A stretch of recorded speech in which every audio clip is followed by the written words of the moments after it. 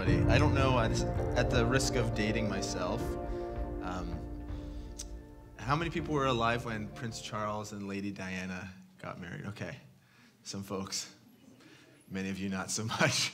I've never really been into the monarchy whole idea. Like, I've never really tracked it. I know some people are really passionate about it, but I do remember our family. We were on a road trip to the East Coast camping, and we were pulling one of those pop-up trailers behind our K car, like the light blue K car. Again, that's super dating myself. So we were doing this trip, and it felt like it was one of those trips where it was raining all the time. But the one night we did get a hotel as a family was the night before the wedding, because my mom was like so determined that we had to watch the royal wedding. So that was the only night we ever got a hotel, and then woke up whatever time that would be to make sure we watched it. It was like this big deal. It wasn't that big a deal for me, but I know some people that is a really big deal. Others of you have watched that wedding that just happened. I just lost her name, the girl from Suits. Yeah, Meghan and Harry. Right? Did anyone get up to watch that one? Okay, so there's like some die-hard folks who, I don't know, is it the romantic part that you like, or British background? All of that stuff. Okay, so that's fine. That whole thing. You know, being Canadian, the idea of monarchy can be a little bit interesting. We may follow it from a distance, be somewhat interested in it, but it can kind of be a little bit strange because it's foreign to us. When I was in Kuwait a few months ago, they don't have a king. They have what's called an emir, which is basically a king. They call him his highness. And the way that small country works is the king still actually makes rules. So there was massive rain when I was there, like rain that they hadn't had for 20-something years. And because they don't have a lot of rain, they're not used to it. It's a desert country. There was a lot of flooding. Their sewage system, their drains, and sewers weren't able to handle all the rain that was coming.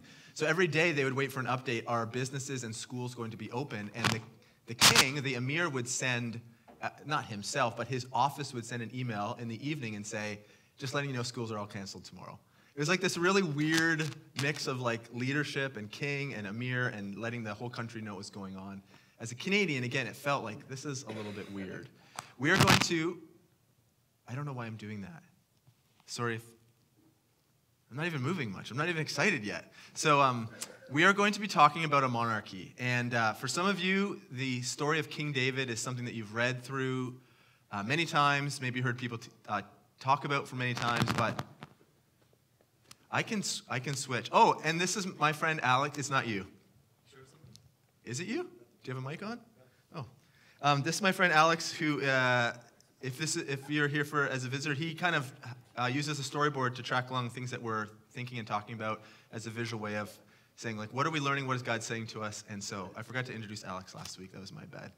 But Alex will be tracking along. So we're going to look at the life of King David and hang out in the Old Testament for the next little while. It's been a while as a church. When I was back in the summer thinking, where should we go over the next year, I thought, man, we haven't spent any time in any Old Testament scripture at all for quite some time in a focused way. And so we're going to be looking at the life of King David and trying to learn some lessons from his life and leadership and think about how does that apply then to us today. So I'm looking forward to this. Today we're kicking it all off, and it's kind of an introductory week where David will not enter the story at all, but we just want to get ourselves set up so that we're ready and we kind of understand what's going on. So if you have your Bible or an app, whatever you want to do, it will also be on the screen. We're going to be in 1 Samuel chapter 8.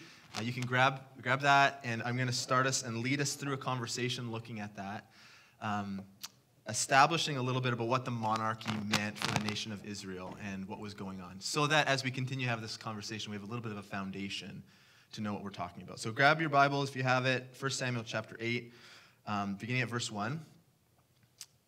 There will be a time in a few minutes, too, where we're going to get you to circle up and chat a little bit, so you can be ready for that, and then we'll listen to the conversation. We'll listen to what God is saying to us and through us, and see what the things are that are standing out for us to pay attention to. So 1 Samuel chapter 8, beginning at verse 1, it says this. As Samuel grew old, he appointed his sons to be judges over Israel. Joel and Abijah, his oldest sons, held court in Beersheba. They were not like their father, for they were greedy for money. They accepted bribes and perverted justice. So again, Samuel will be a key character in our story as we go in the weeks ahead. So Samuel's an important figure. His role in the nation right now is he kind of has he wears different hats. He's like a prophet, a priest, and a judge. And those terms may feel a little bit strange, but the short, real quick, high-level explanation is he was a leader appointed by God to help give direction and instruction to the people. So Samuel was this really important person for the nation of Israel. God would give some instructions through him. He would help give correction, give instruction. If people had disagreements as a judge, they could come before him. He acted as a kind of a person in between the people, the nation, and God as a priest, and he spoke prophetically to the people, calling them back to the ways of what God was instructing. And so he had this really, really significant role. And as he's getting older here, he decides to appoint 2 of his sons to take over. And what we notice right away is that they are not like their father. And it notes that they are greedy for money, and they accept bribes and pervert justice. So they're crooked. They're like not good people. They're not anything like their father. Samuel himself has a really, really interesting story. Some of you may know it. But Samuel was a guy who was born to a woman named Hannah. There's going to be lots of names bouncing around if you're not familiar, but I'll try to help us understand the story. I just want to paint a picture of the broader context. Hannah was a woman who had struggled to have kids for a long, long time. Deep struggle, deep pain. Some of you may be able to relate to that, this idea of longing to have a family of your own but not being able to, and that was her story. And a few chapters earlier in 1 Samuel chapter 1, let me just read this for you. This is Hannah's crying out in anguish to God. She says, verse 10, Hannah was in deep anguish, crying bitterly as she prayed to the Lord. And she made this vow, O Lord of heaven's armies, if you will look upon my sorrow and answer my prayer and give me a son, then I will give him back to you. He will be yours for his entire lifetime. And as a sign that he has been dedicated to the Lord, his hair will never be cut. And some manuscripts also add in, and he will not drink wine. If you're with us last week, we talked about the Nazirite vow. And some of the signs of taking this special vow before God is that you would let your hair grow and you wouldn't drink wine. So it seems to indicate that this cry out from Samuel's mother, Hannah, was like, God, if you would just give me a son, he will be a special person, and I'll set him apart for you. Samuel has always had this special role. He's always had this special, from the time of his birth, even before his birth, when his mom was crying out to God, he's always had kind of this special call in his life. And so he's always acted in this way for the nation of Israel. He's had a special, significant role. And I think he would, as a father, think the next thing as I'm getting older, what makes sense is just to appoint my sons. They will take over. But it doesn't work that way. That feels more like a monarchy, right? When the kids succeed their parents, like you will be in line to take over. But that's not the way it worked for prophets and judges in ancient Israel. God would appoint them. So let's just keep going here. Verse 4, it says, Finally, all the elders of Israel met at Ramah to discuss the matter with Samuel. Look, they told him, you are now old and your sons are not like you. Give us a king to judge us like all the other nations have. The leadership obviously know there's corruption going on, there's bribery, and they're like, hey, enough's enough, we have to figure this out, we need a different solution. Notice that they don't say, hey, can we talk about the problem of your sons? We know you have a special role, but this isn't working out. Can we maybe figure out, is there a different way? Is there a different form of leader or different leaders themselves who should be appointed? What is God saying? You've been always the one to help point us back to God. What is God saying? Because this isn't working. They don't say that. They ask and say, give us a king. Actually, not really even a suggestion. It's more of a demand. And the reason for the demand is that they're aware of what other nations have. Give us a king just like all the other nations have. So they come, they know there's a problem, and it may not seem like a big deal. It may feel like, oh yeah, that makes sense. They want to have a king like the other nations. But the significance of this, we'll talk more about later, is that they're in essence asking for this tribal community known as the nation of Israel, who had always had this special relationship with God. They're saying, can we move from this tribal community, this intimate community that has a relationship with God, to a nation who has a king just like every other nation? Almost disregarding the special call they have as a people group and saying, can we just be like this? That's what we want. So Samuel says in verse 6, Samuel was displeased with their request and went to the Lord for guidance. Notice what God says. He says, do everything they say to you, the Lord replied, for they are rejecting me, not you. They don't want me to be their king any longer. Ever since I brought them from Egypt, they have continually abandoned me and followed other gods. And now they're giving you the same treatment. Do as they ask, but solemnly warn them about the way a king will reign over them. So God says, wait a second, you're offended because you feel like I've been the leader, now my sons are leading, and they want to change. They're demanding a change. So you're feeling personally offended by it. But it's not you, it's me. They're not rejecting you, they're actually rejecting me. They're forgetting my role and the place I've had in the history of the people, and they're saying, no, we don't want you as king. We want something different. It's interesting that God, as Samuel comes with this request, that God says, okay, we're going to give them a king. And he says, though, but can you warn them about what life under a king will look like? Give them the warning. And so Samuel, that's what he does. He goes to them in verse 10. So Samuel passed on the Lord's warning to the people who are asking him for a king. This is how he describes what living under a monarchy will look like. This is how your king will reign over you, Samuel said. The king will draft your sons and assign them to his chariots and his charioteers, making them run before his chariots. Some will be generals and captains in his army. Some will be forced to plow in his fields and harvest his crops. Some will make his weapons and chariot equipment. The king will take your daughters from you and force them to cook and bake and make perfumes for him. He will take away the best of your fields and vineyards and olive groves and give them to his own officials. He will take 1/10 of your grain and your grape harvest and distribute it among his officers and attendants. He will take your male and female slaves and demand the finest of your cattle and donkeys for his own use. He will demand 1/10 of your flocks, and you will be his slaves. You'll be his slaves. When that day comes, you will beg for relief from this king you are demanding, but then the Lord will not help you. So Samuel's launching into this whole explanation. It feels a little bit to me when I read it that it's not so much he's just trying to give this warning. It feels to me like he's trying to talk them out of this request they have. It's like he's trying to change their mind. Look, this is what living under a king is going to look like. Are you sure you want this? He's going to take all your best stuff. He's going to take your best crops, your best land. He's going to take your sons and your daughters. Your sons are going to be part of his army. Your sons are going to be slaughtered as he sends them out ahead of him. Your daughters they'll be forced to live and work in these kinds of conditions. Are you sure you want this? You're going to be taxed 1/10 of everything. All this stuff, are you sure you want a king? Because this is what living under a king will look like. And notice the line where he says, you'll be like slaves. You'll be his slaves, the king's slaves. And this should push a nerve, an emotional button for the people. Because in their not so distant memory, a while ago, but still very much a part of their national story was this idea and a memory of being slaves in Egypt. And God was the one who had delivered them out of slavery, and they had given thanks for that. God has finally heard our cry and rescued us out of the land of Egypt. But then there's these cycles of sin and unbelief and wandering. And Samuel's almost saying, wait a second, you want a king, you're in essence putting yourself back under the demand as a slave once again. Are you sure you want to do this? It's like he's trying to talk them out of it. Not what God had instructed him to do. To me, it feels like he's trying to change their mind. Here's what it will look like for you to have a king. Walter Brueggemann, in one of his books, says, enslavement is presented as intrinsic to the institution of monarchy. Life under monarchy cannot turn out any other way. This is just the way it's going to be. Are you sure? And this is how the people respond. But the people refused to listen to Samuel's warning. Even so, we still want a king, they said. We want to be like the other nations around us. Our king will judge us and lead us into battle. So Samuel repeated to the Lord what the people had said.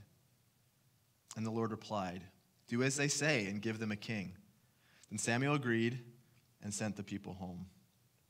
So, tries to talk them out of it, goes back to God because they still want it. God once again says, give them a king, give them what they're asking for.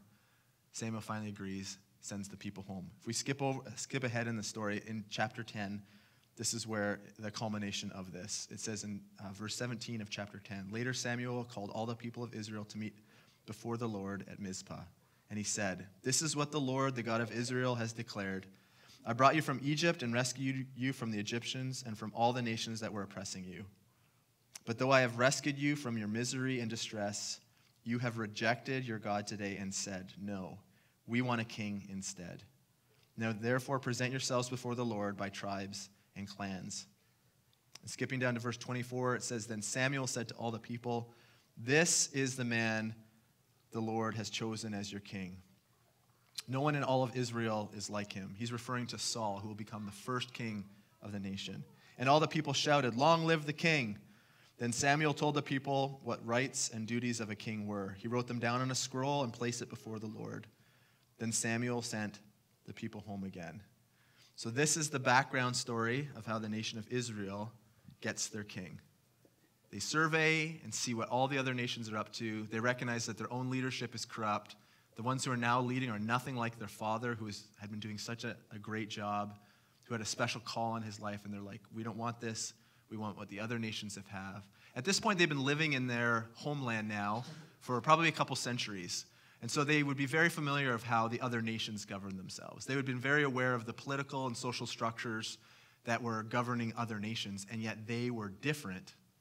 But they didn't want to remain in their differentness. They went in their uniqueness. They wanted what other nations had, and they said, give us a king. They demanded a king. Okay, let's pause there. I want you to circle up, chat about it, what stands out, what questions do you have, what might this mean to us today, what do you find curious, and in a few minutes, I'm going to call you back together, and we're going to listen. Please make sure you invite people who are not in a group to join you. You don't have to join a group. You don't have to say anything. But we want to take a moment just to have a conversation amongst yourselves and then collectively together to see what is standing out and jumping out to you as a community, to us as a community. So go, take a few minutes, talk about this section of the story. Go for it. I want to talk to you a little bit. These are all really great ideas. The thing that stands out to me the most, that resonates with me the most, that maybe is a good conversation for us to have is around the idea of a pattern of misplaced affection. That was a phrase that keeps coming to me, a pattern of misplaced affection. It's okay that they noticed that other nations were ordering themselves and governing themselves, had different political systems, economic systems, had a different way of operating. It's okay that they noticed that. Of course they should notice that. They're noticing what other countries around them are doing. But what happens is there's this tipping to this feeling like that is ultimately better, and we want that. When I was, I don't know how old I was, maybe 8 or 9 or 10, somewhere in that zone, I got my first paper route. Did anyone have a paper route when they were growing up? Yeah, okay. So a bunch of us, it's like, has been some of us our first job. And I had 3 friends who had paper routes, and what I was so attracted to is the idea that they always had like some money in their pocket. They could always buy like candy at the corner store, or my friend Bryce always seemed to have enough money for our Atari games. That's like a video game console. Reese, I know you weren't born then. Okay, sheesh. But they always seemed to have this money, right? So I felt like, oh man, I really want a paper route. And so my brother and I got a joint paper route. We only had to deliver on Tuesdays and Thursdays, and we were so excited. It paid $19 every 2 weeks. We were cranked, man. That was like huge bank. It was amazing. And we got this paper route, and it looked so good. Everyone else had it. It felt like that's the way that will bring like so much joy into our life. I know this is a bit of a terrible comparison, but as soon as we had what other people had and we got into it, if you've ever had a paper route, you also know like the pain of the paper route. It is the worst. Through the winter, unbelievable to like get out there after school. I'd be sitting at school as the day would end and know that the first thing I have to do when I get home is put the flyers in the paper, load up we had like a wagon, and like traipse around the neighborhood. It was this terrible thing. It felt like such a good aspirational move to have this job and have this money and get everything I wanted, but quickly realized this is the worst possible thing. I think the nation of Israel in this place where they don't recognize how special they have it in the moment. They don't recognize that this special relationship they have with God makes them unique and called and set apart. And what is attractive to them is what everybody else has. Ignoring the dysfunction and the problems of everything else that goes with that, they just want that. And they have this pattern of misplaced affection. It's like they just want this, they just want that, they just want that. And it seems to ring true for me. It seems to ring true for me about this pattern. I think it is part of the human condition where we don't realize who we really are. I want to illustrate a little bit about what this pattern is. Earlier in the story, in the book of Judges, there's a situation where this man named Gideon had been leading this small band of men, like an army, and they'd been like taking on those who were like attacking the nation of Israel. And Gideon was kind of like this leader. And there's this one point in the story where the people come to Gideon and they want to make him the ruler. They almost want to like say, you are now going to be our ruler. I want to read that for you, just because I think it illustrates this pattern that has been going on. This cry for a king wasn't the first time they've ever thought about it. It's been part of their national story. In Judges chapter 8, it says this: Then the Israelites said to Gideon, be our ruler. You and your sons and your grandson will be our rulers, like this succession. Your family will now rule. For you have rescued us from Midian. But Gideon replied, I will not rule over you, nor will my son. The Lord will rule over you. So he kind of stops it right in his tracks. He kind of says, no. God has always been the one who's in charge and at the center of our national identity. And so you may think I'm this rescuer, this one that you need, but I will not do that. But this has been the pattern. I'm just trying to establish this. This is like the human thing. We just are looking for something else outside of what we already have. Everything else seems better, seems right. And that's always been the story. That's always been our story. It's this allure for something more. Bruce Arnold in his commentary says, they as a nation have grown weary of being unique. They seek conformity and security. But as the passage makes clear, they're grasping for something they fail to understand and will lose the very things they hope to ensure by having a king. It's like they're so ready to let go of this precious gift they have because the allure and the draw and the temptation of the other just grips them. And they're ready to let go of the precious for something that's less than ideal. And what the pattern is when they find themselves in that less than ideal situation, then they cry out to God again. And this just keeps happening. In the early church, the apostle Peter, a leader in the early church, he's helping remind the church that this is actually still the pattern. He's trying to call them back to who they are and what their identity really means. I want to read that for you in just a second, but I don't know if you've ever had someone like just kind of speak into you, like just give encouragement that kind of cuts through all the other things that are distracting you or fighting for your attention. I don't know if you've ever had that experience where someone has just kind of looked straight at you and it's just like as if they can see you and they want to call the best out of you. I had this really weird, I'm not trying to overshare, but I had this really, really weird experience this week. A friend who has been like a friend, one of those peripheral friends that you've known for a long time but you don't necessarily hang out with, like you know in different situations, sent me a text and said, hey, I'm going to be in town. Do you have a place you can, like, can I stay at your place? It just makes my commute easier and I have something the next morning. So it was this interesting moment where I'm like, we've never really hung out, like he's never come over. I don't even know if we've ever gone out. Oh, we've gone out for dinner, but in a group. And so I was like, yeah, totally, like I know him. He came over. And we had one of those moments together. Sometimes you may relate to this where you're just with someone, you're talking about faith and struggles and church and Jesus and the ups and downs and doubts and all those things. And then they have this moment where they kind of cut through and they say something that whether they know it or not, it's exactly what you need to hear in the moment. And I felt like he did that to me. He just kind of spoke straight to me. To Bobby and I, actually, we were all having this conversation together. And it was this, I felt like it was the voice of God through him. He probably wouldn't say it that way, but I felt that way. I felt like God was using him to encourage and remind me of who I am and what I'm about and what God has asked of me. And not in this crazy way, but just in like, hey, remember, don't forget. And it was like deeply moving for me.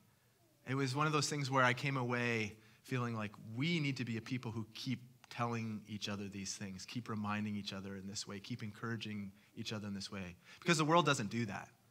The world does not operate the way. The culture does not operate that way. When's the last time someone looked at you and said, Ben, you are deeply loved. You bear the image of the Creator. God is in love with you and is calling you to something more. It doesn't happen. Sorry if that was weird. But there's something in it, in our affirmation, our care for each other, that we have to be different. And I think Peter, when he's talking to the early church, he's reminding them of this very thing. Let me read this for you.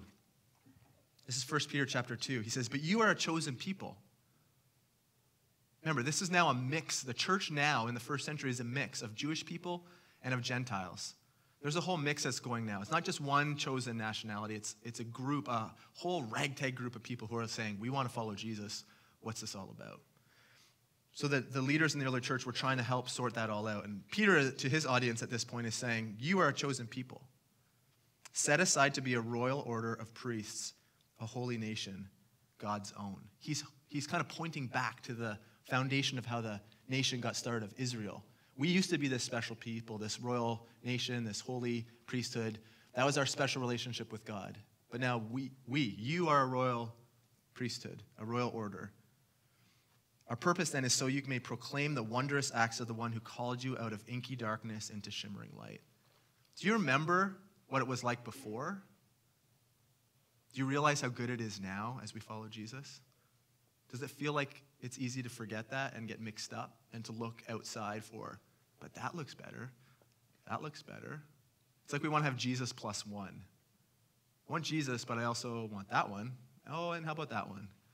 And how about that one? We have this pattern of misplaced affection. It says, once you were not a people, but now you are God's people. Once you had not received mercy, but now you have received it. Beloved, remember you don't belong in this world. You are resident aliens living in exile, so resist the desires of the flesh that battle against the soul. Live honorably among the outsiders so that even when some may be inclined to call you criminals, even when the attacks come from the outside and they don't understand the way you order and the pattern of your life and why you keep Jesus at the center, even then they will see your good works that they might give glory to God when he returns in judgment. There's this whole other reminder for us, I think, to give to each other that we are called to be a unique nation. When the nation of Israel were rejecting God, they were rejecting this call to be something different, to be an example of something new and something different. And the church, the followers of Jesus today, we are called to be like this separate group of people that point people to a different order, a different way, a different type of belonging, of being, of life. And why is it so hard for us to remember identity is in that and be okay with that? Just stop, period. Instead, we want to add in. And I think maybe the one thing for us as we get going in this conversation, at least for today, is to say, are there ways and situations where we are rejecting Jesus as King, Lord, central to our life because we want to have the other things that are not part of following Jesus? And that can look like, I started writing a list of what I thought that could look like, and then I felt like it was too limited, that my imagination of what misplaced affection is too narrow. So I think it's better for us just to trust the Holy Spirit that you know what that is for you. You know what misplaced affection looks like for you. You know what it looks like in your own life. For those of us, at least, who have chosen to follow Jesus, I know that we're not all in that place, but for those of you who have said yes to following Jesus, you know what your pattern of misplaced affection looks like. The thing that gets your eye, that catches your attention, that sparks your imagination, that pulls you away from God. So I want to be quiet. I want to give us a moment just to listen. And I want you to ask, God, what are those patterns that show up over and over of where I want to reject you as King and I want what the other people have, that pull us off our mission, that take us away from our core identity, and surrender those back to the Father. Say, God, I give them over to you. Forgive me for those ways I choose something else, and remind me of who I am. Remind me of the call you have. Now, this can feel like a really weird conversation if you're like, I'm not really sure I'm interested in Jesus. So if that's you, if you're still just checking it out, it's totally fine. It's totally good. But for those of us who follow in Jesus, that the kind of inside conversation here that's not so secret is that we have to keep Jesus at the center of everything. So when we say this to each other, we're trying to remind each other that everyone who's chosen to follow Jesus is saying, you are King. And anything that distracts us from the kingship of Jesus is something we have to stare into and be willing to let go of, because it's ultimately not the best. So I'm going to give you a minute to pause and to consider and to pray and to ask God to reveal those things to you. And then I'll call us back. So just take a minute. God, thank you that you're present here by your Spirit. And even though I can't fully comprehend what that means, the Trinity God, the Father, Son, and Holy Spirit, we know that you're present and working here, and we trust the promptings you're giving to us right now. We want to listen to those things. Whether you're drawing us to Jesus in a saving relationship for the first time, for those folks who may be considering Jesus, would you reveal yourself to them? Nudge them, get their attention, spark something in them to let them know that you are here and present and inviting them into relationship. And we also pay attention to the ways as followers of Jesus that we have misplaced affection and we look for something other or something to add on, and we reject you as King. Maybe we have a pattern of sin, ways of brokenness that we need to be freed from. Remind us of your deep love for us, your complete forgiveness, and the new hope that we can have, the rescue and victory over those areas that we can have through you. We admit that we're weak. We admit that we have these cyclical patterns of failure. But God, thank you that your grace covers these things and your love continues to rescue us. God, why is it sometimes that we feel like it's not enough? that you are not enough. Show us what's behind that.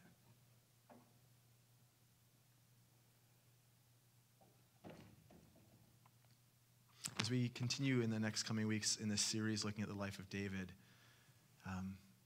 God, there's a phrase, a man after God's heart, that is used to describe him in a special way.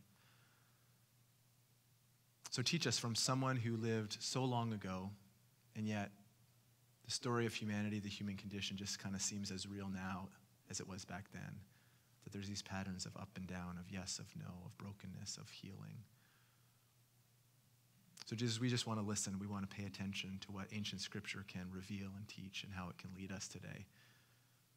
So we give you permission to do those things, to draw us, to call us out, to remind us, to convict us, and to lead us so that as we move forward in community, that we become better, more true representations of what this holy order, this royal priesthood looks like, this nation that is called to be witness, to bear witness to the one who has changed us, who's called us out of the murky darkness into shimmering light.